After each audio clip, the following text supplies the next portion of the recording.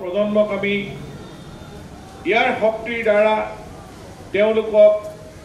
আমি নামঘৰমুখী কৰিব লাগিব, অৰ্থাৎ সংস্কৃতিৰমুখী কৰিব লাগিব, সংস্কাৰমুখী কৰিব লাগিব। এই কথাবোৰ ভাৰতীয় জনতা পাৰ্টীৰ দলটোৱে চিন্তা কৰে। সেইকাৰণে মই নামঘৰৰ প্ৰাংগণত থিয় হৈ গুৰুজনাক স্মৰণ কৰিছোঁ আৰু আমি সকলোৱে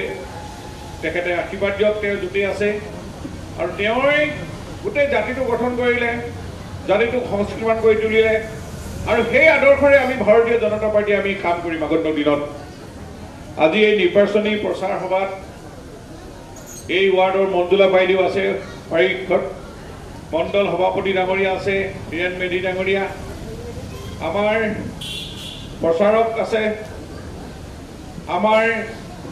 ৰাজ্যিক সদস্য আছে, দাসকে প্ৰমুখ কৰি বুথ সভাপতিসকল, শক্তি কেন্দ্ৰৰ আহ্বায়কসকল আৰু আমাৰ পিস্তা প্ৰমুখ আৰু দলীয় সদস্য আৰু ৰাইজ। আপোনালোকে জানে যে এই নিৰ্বাচনত আমি কিয় ভাৰতীয় জনতা পাৰ্টী পদুম ফুলৰ চিনত আমি ভোট দিব লাগিব। আপোনালোকে আজি 2014 চনৰ আগৰ ভাৰতবৰ্ষ চাওক আৰু 16 চনৰ আগৰ অসম চাওক, আজি সম্পূৰ্ণ পৰিৱৰ্তন। এই পৰিৱৰ্তন আনিলে কোনে? ভাৰতীয় জনতা পাৰ্টী চৰকাৰখনে। এই উন্নয়ন আনিলে কোনে? আমাৰ দেশৰ শক্তিশালী প্ৰধানমন্ত্ৰী নৰেন্দ্ৰ মোদী ডাঙৰীয়াই। এই উন্নয়ন এই সাধাৰণ শ্ৰেণীৰ ৰাইজক আজি সকলো আঁচনিৰে উজ্বলাই তুলিলে কোনে? ভাৰতীয় জনতা পাৰ্টী নেতৃত্বাধীন অসম চৰকাৰ আৰু বৰ্তমানৰ মুখ্যমন্ত্ৰী ডক্টৰ হিমন্ত বিশ্ব শৰ্মা ডাঙৰীয়াই তেওঁৰ এই কাৰ্যকালত,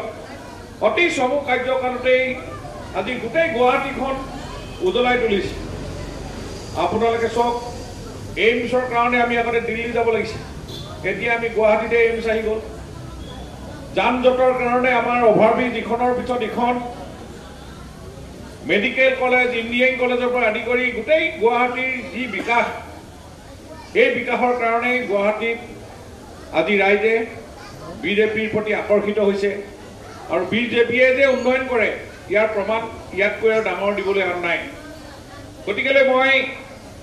ৰাইজক আহ্বান জনাবৰ কাৰণে আহিছোঁ। ময়ো এটা বিভাগৰ মন্ত্ৰী, মই গুৱাহাটী য'তেই যাওঁ ত'তেই দুটামান কথা ৰাইজে কয় যে মাটিৰ সমস্যা আছে, ক'ৰবাত পানীৰ সমস্যা আছে, ক'ৰবাত আধাৰ কাৰ্ডৰ NRCৰ কিছু সমস্যা আছে আৰু ক'ৰবাত সৰু সুৰা দুটা ৰাস্তা পদূলি এনেকুৱা ধৰণৰ সমস্যা আছে। বাকীখিনি প্ৰায়খিনিয়ে সমস্যা সমাধান হৈছে। গতিকে এতিয়া আৰু আমাক প্ৰগতিৰ দিন, উন্নয়নৰ দিন। ইয়াত আৰু বিজেপিয়ে এই কামখিনি কৰিবৰ কাৰণে আমাক ৰাইজে পুনৰ ভাৰতীয় জনতা পাৰ্টীৰ প্ৰধানমন্ত্ৰী নৰেন্দ্ৰ মোদী ডাঙৰীয়াক আমি ভোট দি জিকাম, তৃতীয়বাৰৰ কাৰণে প্ৰধানমন্ত্ৰী আসনত অধিষ্ঠিত কৰিম আৰু গুৱাহাটীৰ পৰা এখন সন্মানীয় আসন আমাৰ মহিলাৰ প্ৰতিনিধিত্ব কৰা বিজুলী কলিতা বাইদেউক আমি এই প্ৰাৰ্থী হিচাপে আমি বিপুল ভোটত জয় কৰাব লাগিব। জয়টো আমাৰ নিশ্চিত, কিন্তু বিপুল ভোটত জয় কৰাব লাগিব এইকাৰণেই যে আমি গুৱাহাটীত আৰু বহুত কাম কৰিবলৈ বাকী আছে। আমি নৰেন্দ্ৰ মোদী ডাঙৰীয়াৰ হাত শক্তিশালী কৰিম। আমাৰ ইয়াত EVMৰ বুটাম টিপিম, বিজুলী কলিতা মেধি বুটাম টিপিম আৰু দিল্লীত লাইট জ্বলিব, নহয় জানো? আৰু গম পাব যে গুৱাহাটীৰ আসনখন এইবাৰ সৰ্ববৃহৎ ভোটাৰে আমাক ভোট দিছে আৰু গুৱাহাটীখন আৰু কাম কৰিব লাগিব। আমি গুৱাহাটী, দিল্লী আমাৰ লগত আছে, অসমৰ লগত আছে, উত্তৰ পূৰ্বাঞ্চলৰ লগত আছে, কিন্তু আমিও যে দিল্লীৰ লগত আছো, আমিও নৰেন্দ্ৰ মোদী ডাঙৰীয়াৰ লগত আছো, আমিও যে বিজেপিৰ লগত আছো তাৰ প্ৰমাণ দিব লাগিব। প্ৰমাণ কোনদিনা দিম? আমাৰ 7 তাৰিখে যি আমি বহুমূলীয়া ভোটটো দিম আমাৰ প্ৰাৰ্থী পদুম ফুলৰ চিনত, সেইদিনাই আমি প্ৰমাণ কৰি দিম যে আমি সমূহ গুৱাহাটী বাকী ৰাইজ, সকলো শ্ৰেণীৰ ৰাইজ, কি হিন্দু, মুছলিম, খ্ৰীষ্টান, বৌদ্ধিষ্ট, জৈন, সকলোৱে আমি দেখুৱাই দিম যে আমি নৰেন্দ্ৰ মোদীৰ লগত আছো, বিজেপিৰ লগত আছো। আমাক উন্নয়ন লাগে, আমাক সাম্প্ৰদায়িক ৰাজনীতি নালাগে। আজি কংগ্ৰেছে যেনেকৈ সাম্প্ৰদায়িক ৰাজনীতি কৰি আছে, জাতিটোক ভাগ ভাগ কৰাৰ ৰাজনীতি কৰি আছে, কূট কৌশলৰ ৰাজনীতি কৰি আছে, দালালৰ ৰাজনীতি কৰি আছে আমি সেইবিলাক মখিমূৰ কৰি আমি নিকা ৰাজনীতি প্ৰতিষ্ঠা কৰিম আমি সকলোকে একলগ কৰিম আমি সকলোকে একলগ কৰোঁ কংগ্ৰেছে সকলোকে ভাগ ভাগ কৰে এই ডিভাইড এণ্ড ৰুল পলিচি ব্ৰিটিছৰ ৰাজনীতি কৰি তেওঁলোকে 60 বছৰ শাসন কৰিলে এই শাসন নকয় তেওঁলোকে শোষণ কৰিলে আৰু আমি 10 বছৰত আমাৰ নৰেন্দ্ৰ মোদী ডাঙৰীয়াই দেখুৱাই দিলে শাসন কি শাসন কাক কয় উন্নয়ন কাক কয় দেশৰ প্ৰধানমন্ত্ৰী কেনেকুৱা হ'ব লাগে দেশৰ ৰজাই প্ৰজাক কেনেকৈ মৰম কৰিব লাগে এই কথাটো আজি 10 বছৰত নৰেন্দ্ৰ মোদী ডাঙৰীয়াই দেখাই দিলে সেইকাৰণে আজি গাঁৱৰ ভিতৰত থকা পাহাৰত থকা ভৈয়ামত থকা প্ৰত্যেকেই নৰেন্দ্ৰ মোদী এতিয়া নৰেন্দ্ৰ মোদী বিজেপি সেইকাৰণে তেওঁ কৈছে যে সবকা সাথ সবকা বিকাশ সবকা প্ৰয়াস আৰু সবকা বিশ্বাস প্ৰথম বছৰ সবকা সাথ সবকা বিকাশ তেওঁ সকলোকে লগ লৈ উন্নয়ন কৰিলেহে ৰাজ্যখন বা দেশখন উন্নতি হ'ব ঘোষণা কৰিলে তাৰপিছত আহিলে সবকা সাথ সবকা বিকাশ সবকা প্ৰয়াস সকলোৱে প্ৰয়াস কৰিব লাগিব ইচ্ছা কৰিব লাগিব তেতিয়াহে আমি দেশখন বহু ওপৰলৈ নিব পাৰিম এতিয়া বিশ্বাস সবকা বিশ্বাস কৈছে আমি সবে বিশ্বাস কৰিব লাগিব অৰ্থাৎ আস্থাত ল'ব লাগিব প্ৰধানমন্ত্ৰীক অৰ্থাৎ তেওঁ যি কৈছে কথা আৰু কামৰ মাজত পাৰ্থক্য নথকা এজনেই আছে প্ৰধানমন্ত্ৰী নৰেন্দ্ৰ মোদী ডাঙৰীয়া অৰ্থাৎ বিজেপি দলে যি কৰিম বুলি কয় সেইটো আশাৰে আশাৰে পালন কৰে আপোনালোকে জানে যে মাইক্ৰ' ফাইনেন্সৰ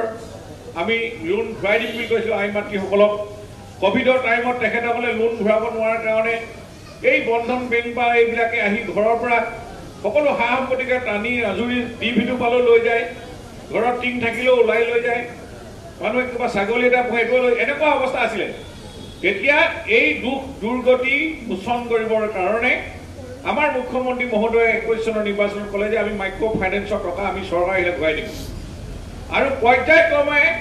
এই পইচা 11,000 12,000 কোটি বছৰেকত তেওঁ ঘূৰাই দি সেই মহিলাসকলৰ সেই সমস্যাৰ পৰা মুক্ত কৰিলে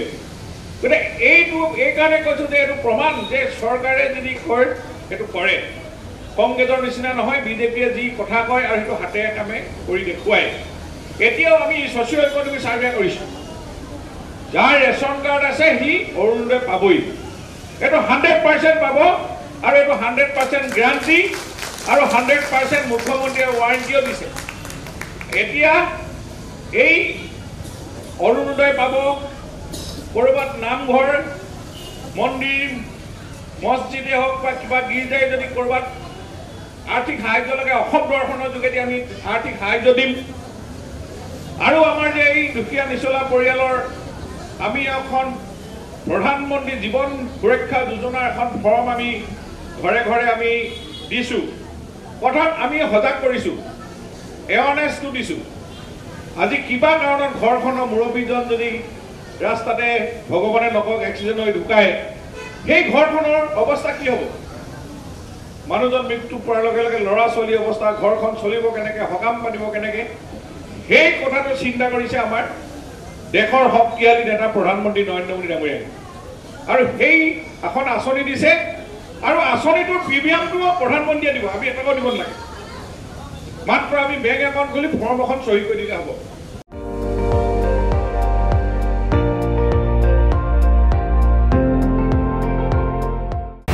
আপুনি চাই আছে ND24 সৰ্বশ্ৰেষ্ঠ নহয় সৰ্বোত্তমৰ দৌৰ